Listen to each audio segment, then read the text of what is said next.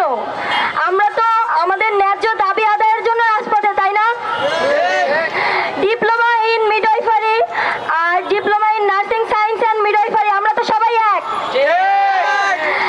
SSC pass করার পর 3 বছর ডিপ্লোমা করে 6 মাসের ইন্টার্নশিপ করে কি করে আবার এইচএসসি হয়? সেটাই এই যুক্তিটা আমরা তো বুঝতেই পারতেছি না। এটা কি করে সম্ভব যে আমরা 3 বছর ইংলিশ মিডিয়ামে পড়ার পর, আমরা 6 মাসের ইন্টার্নশিপ করার পর আমরা কি করে আবার এইচএসসি সমমান হই? আমাদের ডিগ্রি সমমান, এই দাবিটা কি অযৌক্তিক? তাহলে কেন বিএনএমসি আমাদের এই ন্যায্য দাবি মেনে নিচ্ছে না?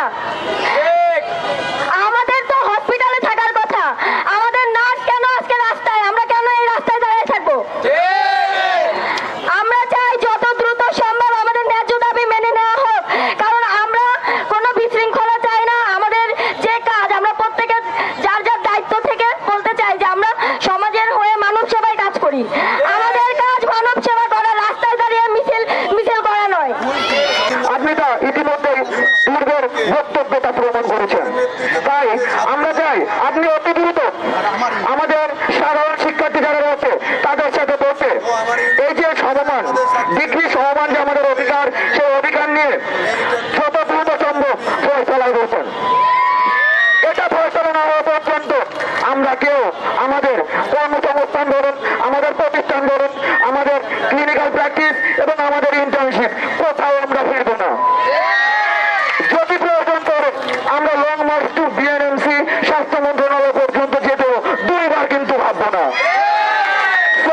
যত দ্রুত সম্ভব আপনারা আমাদের এই যে সংশয়, এর সংশয়ের সমাধান দিবেন। না মনে হয় আমরা পরবর্তী অনেক কর্মসূচি দিব।